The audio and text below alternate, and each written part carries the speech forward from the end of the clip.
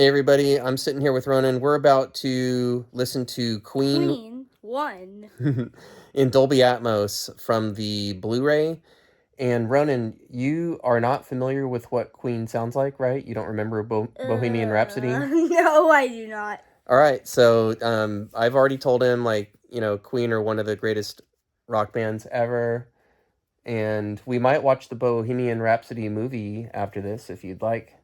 It's like the history of Queen, and like it has a lot of their great songs in it. So anyway, we're going to listen to Queen 1 in Dolby Atmos, and then we'll be back to give you basically Ronan's review of it, okay? I'm just going to facilitate. Let's hear what... Yeah, and are you going to be talking? So, 8-year-old reacts to Queen 1 in Dolby Atmos, mixed and mastered at Abbey Road. So this might sound quite good, all right? All right, you ready? Okay. All right, we'll be back. Hey. All right, so Ronan, what'd you think? That was the debut album from Queen, like way back in the 70s? I think it was really...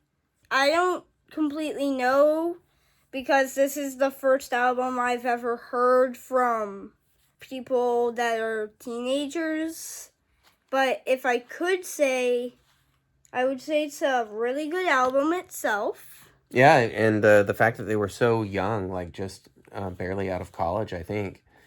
And also, what was that thing you were going to ask me? All right, so there's a controversy about this album. Okay, apparently some pitch correction was used on Freddie Mercury's vocal. And I tried to remember to just listen for whether I thought there were any moments in Freddie's vocals that sounded weird. And I didn't want to tell Ronan about it during our listening session because I didn't want, persuasive, thinking. Yeah, apparently some pitch correction was used on Freddie Mercury's vocal. Some fans are unhappy about it. Some fans think it sounds great. I didn't detect any weirdness to Freddie Mercury's vocal. And if it helped, for the mix to sound a little tighter, for the harmonies to sound a little tighter, I'm cool with it. I thought about it because I think that if Freddie Mercury had had that tool available in the studio in the 70s, like to get his vocals perfect under their time constraints and their monetary constraints and everything, I think he would have chosen to do it. So, and then like there were band members involved in this production. So anyway, this was mixed into Dolby Atmos and mastered into Dolby Atmos at Abbey Road, and Ronan is showing you the artwork there. So that's the booklet in front. We had fun reading the lyrics together, and I had fun looking at some of the album credits because I like to see who mixed things and who mastered things. So this was done at Abbey Road, and it was done by like a whole team of people. So what I'm going to do is I'm going to put their names in the tags of this video and in the description area. So I like to be in touch with who's mixing what. All right, so Ronan, were you impressed with the Atmos? Do you think that people should listen to this in Atmos? Yes, I really think they should. What were some things that stood out to you about the Atmos experience of this album? Like, for me, it would be like the background vocals in the surrounds all around you, for sure. For me, like when I was sitting on my no vibration spot, I still felt vibration. Yeah, man, we got our system cranking. This is Definitive Technology speakers with Denon AVR and Emotiva amplification, and in my opinion, it sounds sick. And we got this system to where we could feel the bass. Like, this album is so freaking heavy in moments. It is like AC/DC heavy, and they throw out some complexity. There's this like guitar flourish that would make Phil Keaggy proud. I think my favorite song was probably My Fairy King. There were some really cool moments where like the band drops out. Oh wait, and also I have something to say. Sure. On the second song, which is Doing All Right, like when one of the singers were singing, for a second, I thought I were in a cave. Yeah, that's right. There was this moment where Like, Freddie the Mercury's... singer's voice went from there all around. It was like echoing. Yeah, Freddie Mercury's vocal starts in the center channel up in front of you, and then echoes of it emanate like in a V out around you.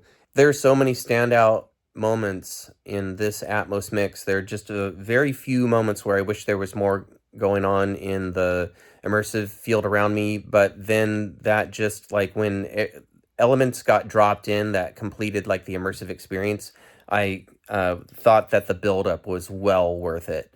And most of the time, you are well immersed in this album.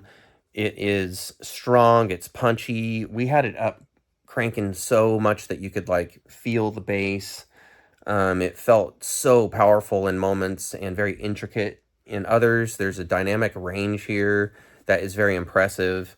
In my opinion, it's mixed and mastered expertly, and I didn't hear anything weird in Freddie's vocals. So I Me would neither. say that if you are a fan of this album and you can listen in Atmos, and then there's also a stereo version where it says it's just the backing tracks. So that might mean sans any vocals, perhaps. That could be an interesting listen. And I want to throw this Blu-ray on in high-res stereo on my hi-fi because I want to hear how hard I can get my Magnapans slamming on this What's album. a Magnapan? It's the giant speakers in the front room for the stereo system, those giant ones that are taller than me. You mean the fin? The thin ones, yeah, the super thin ones, but they're like taller than I am. Anyway, Yeah. so I give this Blu-ray a thumbs up. I give this mix a thumbs up. It's super engaging. You get like sometimes, remember when Brian May, the guitar player, there was the 3 guitars all around us in like a triangle. Yeah. And then there was that one where the guitar sounded all buzzy, like almost like insects buzzing around. And I think it would be really cool if we like heard like sounds like in the shape of a Q. In the shape of a Q, that would be cool.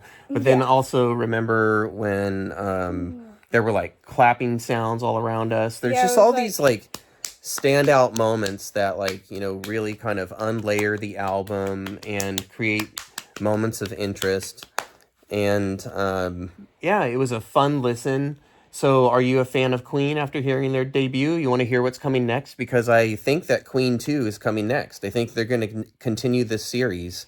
I actually think where they put out their albums, at least their classic albums, I would hope, in Blu-ray audio with a new Atmos mix. I think I'm a fan. Yeah, so it looks kind of like Queen. You'd be looking forward to Queen 2 because that's the proggiest, that's the weirdest. And then after that, they get more like commercial hard rock until Night at the Opera, which is their masterpiece, was their 4th album. So what do you think? You're in for the Queen Blu-ray series?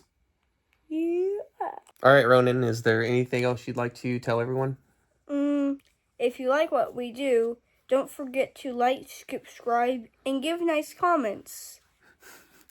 Yeah, that kind of support is very meaningful. It helps get this channel out to more people, and this channel is meant to support the immersive audio industry and the listener experience, and just to enjoy immersive audio listening. So until next time, live life. Interact.